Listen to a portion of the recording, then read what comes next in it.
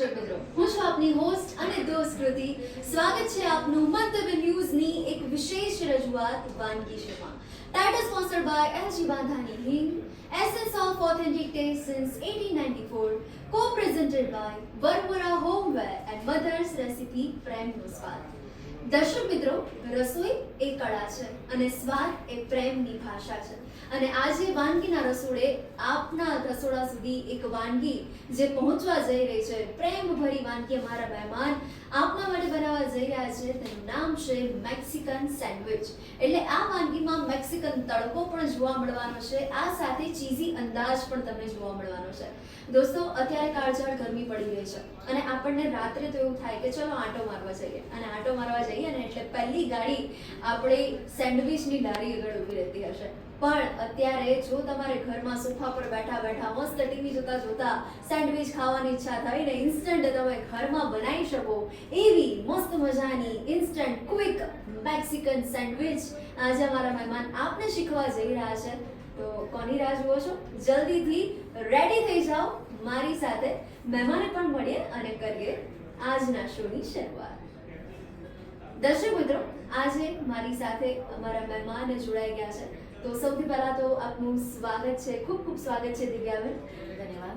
તો આજે તમે મેક્સિકન સેન્ડવિચ લઈને આવ્યા છો. જી હા. તો આ વાનગી વિશે વાત કરીએ, પણ સૌથી પહેલા તમારો પરિચય આપણા વ્યુઅર્સને આપી દો. હું છું દિવ્યાબેન હિમાંશુ મહેતા અને ગાંધીનગરથી આવી છું. મંતવ્ય ન્યૂઝમાં વાનગી શો હું ડેઈલી યુટ્યુબ વિડીયોઝમાં જોતી હોઉં છું અને ત્યાંથી મને ઇન્સ્પિરેશન મળ્યું કે ચલો મારી જે યુનિક સેન્ડવિચ બનાવવાની જે આઈટમ છે, જે મારા છોકરાઓ, મારા જે બચ્ચા છે એમને બહુ જ પસંદ છે અને જે 5-10 મિનિટમાં બનીને રેડી થઈ જાય છે. તો વિચાર્યું કે ચલો હું પણ અહીંયા આવું અને બધાને આ વસ્તુ શીખવાડું. બિલકુલ. તો દરેક ગૃહિણીને એવું હોય કે ઘરમાં બાળક માટે શું નવું નવું બનાવવાનું, એટલે આ કન્ફ્યુઝન આજે દિવ્યાબેન દૂર કરી દેવાના છે. થઈ જશે. યસ. તો હવે વધુ વાર નથી લગાડતી અને કરીએ આપણે શરૂઆત. સૌથી પહેલા ઇન્ગ્રેડિયન્ટ્સ જોઈએ તો સૌથી પહેલા આપણે લેવાનું છે ઝીણું સમારેલું લાલ કેપ્સિકમ મરચું, લીલું કેપ્સિકમ મરચું અને ઝીણી સમારેલી કોબીજ, ઝીણી સમારેલી ડુંગળી, કોથમીર અને ચીઝ. ચીઝમાં તમે મોઝરેલા ચીઝ અને પ્રોસેસ ચીઝ બંનેનો યુઝ કરી શકો છો. ઘરમાં અવેલેબલ હોય બધા જ વેજીટેબલ્સનો આમાં યુઝ થઈ શકે છે. અને સાથે આપણે લેવાનું છે mayonnaise sauce, pizza pasta sauce, tomato ketchup જે બધા છોકરાઓનું ફેવરેટ હોય છે, અને આપણી ગ્રીન ચટણી જે રેગ્યુલર ઘરમાં બનતી હોય છે.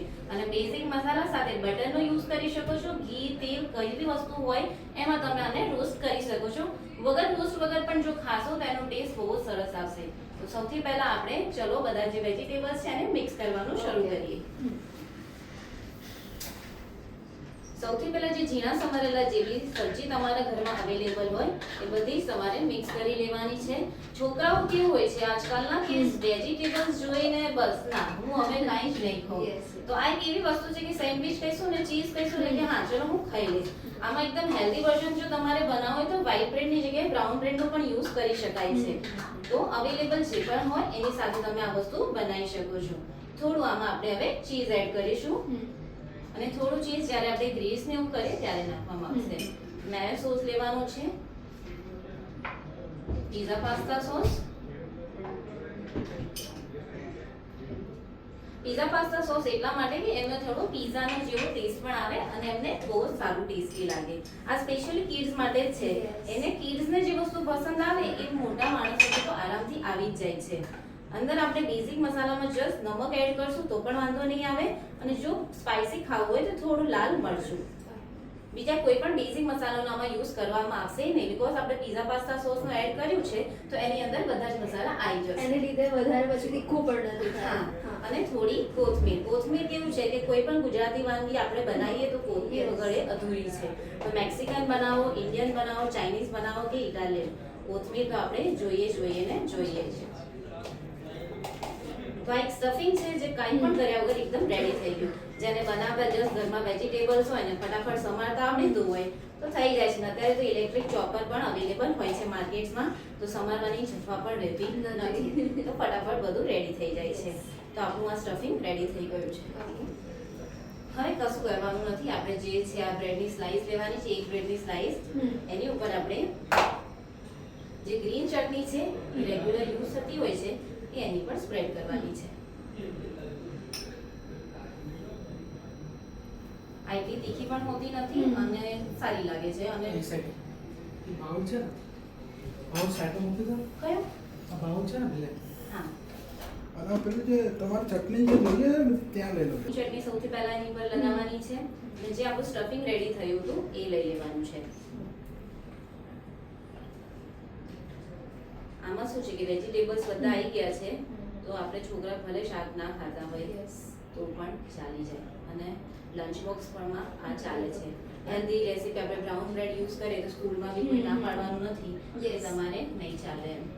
અને સેકન્ડ જે આપણે લીધી એમાં થોડું પિઝા સોસ આપણે ઉપર લગાવી દઈશું. અને દિવ્યાબેન આ જ વસ્તુ જો આપણે બહાર ખાવા જઈએ ને તો આપણને કોસ્ટલી પણ મળે, જ્યારે ઘરમાં આપણે બનાવીએ તો એકદમ ઈઝી બને ને એકદમ સ્વાસ્થ્યવર્ધી પણ લાગે.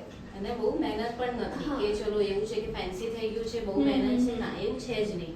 અને આ મેક્સિકન સેન્ડવિચ તમે આવો તો 250-300 સુધીની મળી રહેશે. Yes. ઉપર બાળકોનું ને આપણા સૌનું ફેવરેટ થોડું ચીઝ સ્પ્રેડ કરી દઈશું.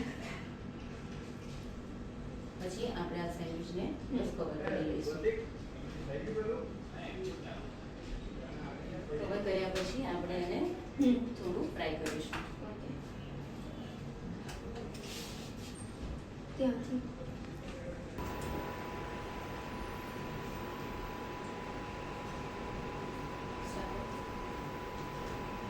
પેન થોડી ગરમ થઈ ગયા પછી આપણે એની પર થોડું બટર લગાવીશું.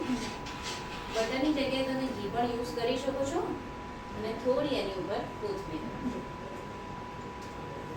ને આપણી જે સેન્ડવિચ રેડી થયેલી હતી એને આપણે રોસ્ટ કરીશું.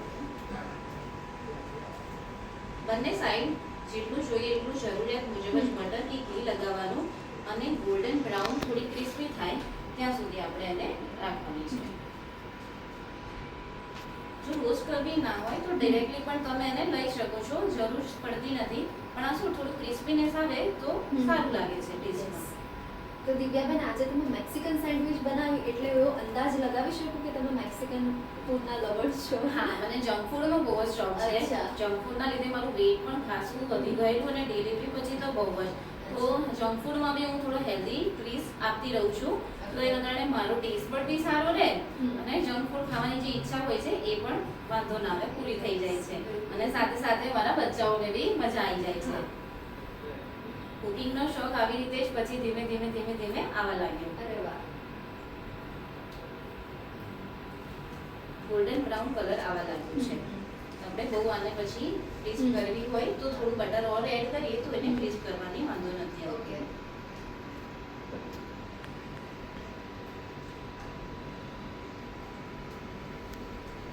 તો રેડી છે આપણી મેક્સિકન સેન્ડવિચ. હવે આવી સિમ્પલ આપણે મૂકી દઈશું તો પણ બચ્ચા જોઈને ગભરાઈ જશે કે આ મમ્મીએ શું બનાવી દીધું છે. તો એની માટે આપણે સિમ્પલ અને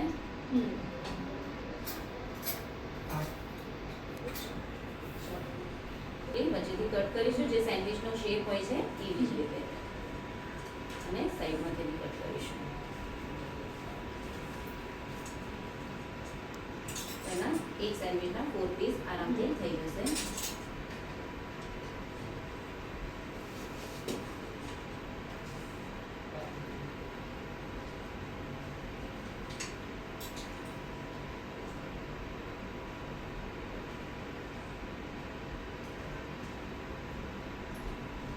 સિમ્પલી આપણે ટ્રાયંગલ શેપમાં જે રેસ્ટોરન્ટમાં જોતા હોઈએ છીએ ને એવી જ રીતે પ્લેસ કરી દઈશું પ્લેટ ઉપર.